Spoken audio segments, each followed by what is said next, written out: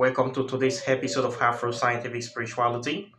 My name is Efe West. If this is your first time on the channel, you are highly welcome.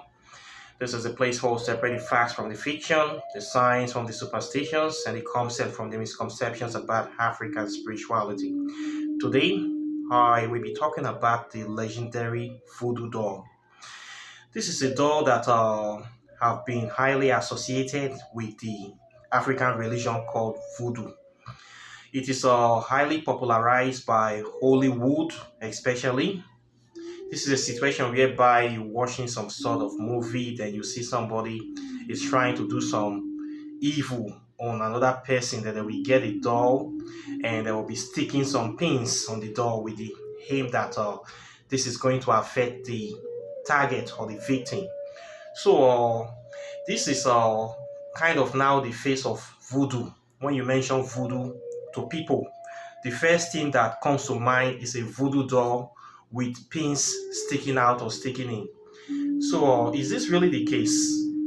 We have this issue now that the African religious system that is called voodoo, or now Asian voodoo, have been associated with evil, with black magic, the kind of darkest of the darkest evil black magic. So as a result of that, people kind of now see practitioners of voodoo as evil people or wicked or diabolical people. Is that really the case? We need to talk about this today. Somebody have been asking me about this voodoo doll. They feel that everybody that practice African spirituality is in association with diabolical powers or spirits that they can use to destroy the life of people anytime they want. So most times if people find that you practice in African spirituality, people are kind of usually scared of you. Believe it or not, especially in Africa, they're scared of you and they tend to stay away from you because they don't want any problem, or they're afraid that you can be able to hurt them at any time. So there's this particular fear around people that practice African spirituality. And it's a sad thing because it is not true. African spirituality is simply the spiritual practices of African people, and it is not an evil practice. Okay, despite the fact that people practice different form of magic, metaphysics, and quantum physics, different aspects of African sciences, it is not generally something that you will say is a kind of evil practice. Okay, there are good and bad sides to everything in life. Even nature have its bad sides. In nature, not everything is good. Not everything is perfect. We have typhoons, we have earthquakes, tsunamis, and sometimes we have droughts. People die. It's part of nature. So when you practice in African spirituality, you will learn the good side. You will also learn some not so palatable side. The essence of this is that we learn the light and the darkness together. They need to be in harmony. Okay, that is the general idea. You learn the good side, the bad side, you learn the light and the darkness so that you can bring balance to your life. Okay, you can be able to use this knowledge to defend and protect yourself from internal and external aggression. Okay, this is the point of view, learning all these things, the art of offense and defense, in case you need it. Life is not all that good. Okay, this is not a part for fluffy bunnies or for people that are easily hurt. Okay, this is a part for people that want to be in harmony with nature. For you to be in harmony with nature, you need to know about the fundamental laws of the principles of nature. Some of them are very serious laws, some of them are very strong, some of them are not for faint-hearted people. Okay, this practice is not for faint-hearted people. It's not for people that how will I say this, love the earth, hug the tree people, people that are thinking about love and light. It's not all about love and light here. African spirituality is dark and hot sometimes. Okay, we need to be fair to ourselves. This is not a love and light spirituality. If you are somebody that is watching this channel, you're thinking that because I appear very, very friendly and soft and approachable, that it's about love and light, you are lying. Don't be deceived by my appearance and my approach. Some of the stuff we deal with here are high level stuff, high power stuff, not for the feeble minded people. Okay, so today I'll be talking about this part of African spirituality. I'll be showing you some pictures. The essence of me showing you this is that so that I will use it to teach you. So when you see it, you can be able to know what it is. Okay, I will just talk about it in a way that will make you understand it. I will not go deep into it that much because we have some bad people watching this channel as well. Okay, so this topic of voodoo doll that have been associated with African spirituality. When you mention voodoo, the next thing is a voodoo doll with somebody stabbing it with knife or pins. It is not the religion, okay? It's just an aspect of the religion. And the origin of this voodoo doll that you see in Hollywood movies, we don't really have it in West Africa. We from West Africa, Nigeria, the home of voodoo, Benin. This voodoo doll that we now see in Hollywood movies is not, we are not the originators of it. What we have here in West Africa is different, okay? The voodoo doll that you see now is an adaptation or an innovation, probably by West African slaves that were taken, people that were taken, stolen from our continent during the transatlantic slave trade. They took this knowledge to North America and the Caribbean. Maybe they were not having the right kind of materials that they were supposed to be having in order to practice, so they improvised by using this doll. We don't have this typical voodoo doll that you see on the screen. We don't have it in West Africa. We don't use voodoo doll. Okay, what you will see that we have is stuff like this. Okay, we have items like this that you will see wood carvings that are banned. What you see with these ones here, they are actually taken from a museum in France. Some France people, you know how they come to take things in Africa. So these ones I'm going to be explaining it for you. In West Africa, native or West Africa, what people normally do, what we know we do, which I am very sure is primogeniture of this voodoo doll, is these very things you see on the screen. This is a kind of spell, a binding spell, whereby you want to bind somebody, you want to bind the will of somebody, or you want to place a curse on somebody. What they do in this case is that they will try to take a wood, a special kind of wood, then they are going to carve the features of the person, probably the facial features, to make it resemble the person as much as possible. They are going to carve it. In some cases, if you cannot find wood, you will mold. If you can mold, you are a very good molder. You can mold the likeness of the person. I have seen that. It will still work. You mold it, then the thing you want to do, you get the herbs or the materials, then you bind it to the person, to that effigy of the person you just created. Then you get a rope, an enchanted rope. Then you begin to tie. As you tie, you laying the blessings or the curses on the subjects or the targets. You tie and tie and tie and tie and tie until you have tied it very, very strong that it cannot be easily loose. Then you make your pronouncements, you call your deities, and you stab it on the ground. Okay, so this is what we have in West Africa. This is what I know that people practice in West Africa, Nigeria. And you can see these ones. This is exactly as they do it. You will see these symbols. You will look that they have the likeness of people. Probably they have been banded with different kind of curses or blessings, and you see the sharp edge, meaning to be stabbed on the ground. This is the aim. So as far as that thing is pinned on the ground, the curse or the blessing will continue to affect the life of such a one. Okay, so this is what I know that we have in West Africa. The voodoo doll we see today in Hollywood movies and Asian voodoo is, I would say, it's a development or an innovation from this very thing you are seeing on the screen. Okay, so this is the original, authentic voodoo doll.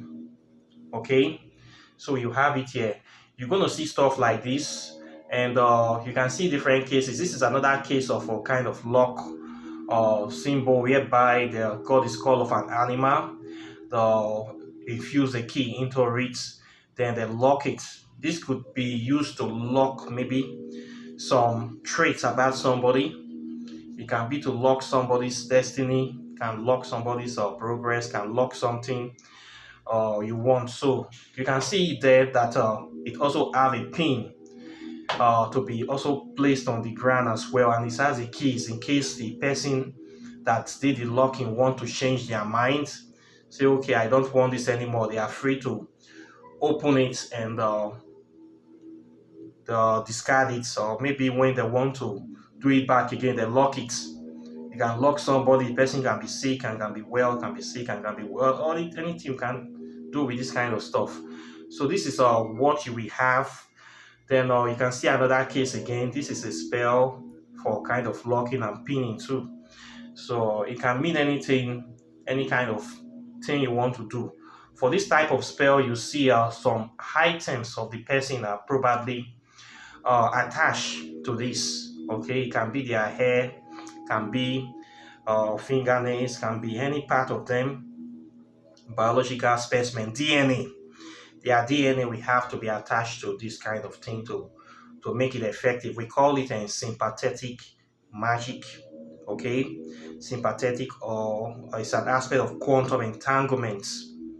Okay, it's a part of quantum physics, using a portion of the specimen to affect the whole.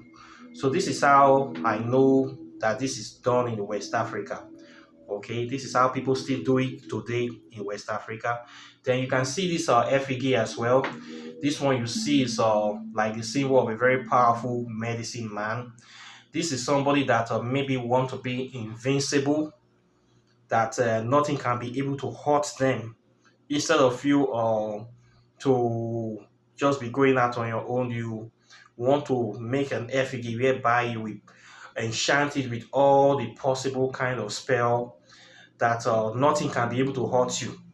So except this stuff is destroyed, this guy, whoever have this effigy, cannot be harmed, cannot be hurt. It will be invincible. So what they do is that you can do something like this, or you fit it with all kind of protection. Then they are going to hide it in a very, very secret place to make sure that nobody gets it. You're going to hide it very, very deep. You bury it somewhere that nobody can see it. So the aim is that as far as this thing is hidden, nothing is going to touch you. You are not going to die. Instead of you dying, people around you will be the ones dying. You will be protected. You will live very long and very powerful. Nobody can be able to challenge you. Nobody can be able to take anything from you. You'll be a very powerful guy. So this is a very powerful effigy. You see, it has lots of spells, lots of things. This person prepared. This person is kind of a dibia on his own. So we have this for himself, and you keep it in a very, very safe space. Okay. So this is what you can say is kind of a voodoo doll. Then you can see this as well. This is one is probably a curse doll. The way this is done, somebody wants this person to be enslaved and sick in a way. So whoever they did this for is supposed to be in bandage. Probably they will be mad, they will be confused, they will be having body pain. The pain can be this is designed to torture somebody. The way this is arranged is designed to torture somebody, so that maybe you want them to be sick, you remove the pain at will. You want them to be uncomfortable, You put it back, you just take it and put it anytime you like. You just want to torture them constantly. You want them to go mad. This can be used to make somebody insane, okay? Clinically insane. They will just be mad and they'll just be tortured, permanently tortured. This kind of thing is very possible, okay? So this is what I think is the origin of the Western voodoo doll that we have now, that we see in Western Asian voodoo and New Orleans in America. It is still the same principle. In that case, they didn't use wood. They get a doll, or they design the doll, they sew it by putting the person's specimen inside, and they sew it and they kind of invoke the person's spirit into the doll, and then they apply the same principle to this doll to inflict pain or torture, torment, or happiness on this person. People do it today, okay? But it's not an integral part of voodoo stuff. Now we see this, many people have taken it far. It's now kind of popular now into this Western black magic, but its origin is from West Africa and Asian voodoo. So a lot of people do this today. You see people making effigy or molding somebody, then try to infuse a person's spirit and try to inflict pain upon this person, to torture this person, torment them. That is the general idea of this kind of thing. So you're going to see a lot of effigy. Then this one you're going to see is for enchanting somebody. Maybe people want to go to war or something. You can make effigies of them, then put them in front of the shrine, and empower them with different kind of protection spells, so that they will be strong, and they will come back safely from the war or wherever they are going, from the mission that they are going to. Okay, so we have this kind of things in African spirituality. Okay, so this is some things you will be learning if you want to practice African spirituality. My essence of putting this thing out here is for educational purposes, okay? Just for research and educational purposes, so that when you see something like this in the future, you should be able to know what it is, okay? This is my essence of me showing you. I'm not saying that you should go and do this kind of thing. No? I'm just showing you so that if you see it in a place, you know what it means, okay? That's what I'm showing you. So it is not an integral part of African spirituality. It is not, does not matter. It's just an aspect of African spirituality. Okay, so there you have it. This is my take on the voodoo doll myths and origin, and I hope that you enjoyed it. Questions and comments are welcome. Once again, please like and share my videos. Subscribe to my channel, hit the notification bell close to the subscribe button, so you'll be the first to get my videos as soon as I release them. Then if you are interested in doing any sort of spiritual work, love spell, breakups, exes, or consultations, tarot reading, and I do all of them, open doors as well. Packs, I do packs as well. Then if you want to read a book, you want to know about the scientific validity, the history of Africa, you are afraid to jump in because of what you have heard, but you want to know if what we are saying is true. We are the only spirituality in the world that is backed by modern day science. We have a lot of scientific evidence to show you the validity of African spirituality. I have been able to compile them in a concise form in a book for somebody like you that have not yet made up your mind. I sell that book. It's just for $25 on this channel. So you can have access to all the information on African spirituality on this very channel. This is a one-stop channel. For those new people coming in, I welcome you. You are going to learn a lot of things from this channel. This will be a place you're never going to regret joining. Okay, no time is wasted here. No knowledge is lost here, and we don't waste people's time. I go straight to the point, explain it for you, and I leave you to make your decisions by yourself. So if you want to learn African spirituality, my website is there, kindoki.net. You see me doing a lot of spell there. You learn by observing, you go forward in life, and you use this knowledge judiciously to protect yourself and to develop yourself and help your family and loved ones. Okay, so this is what I have for you today, and I'll be seeing you in the next video. Take care and bye. Peace.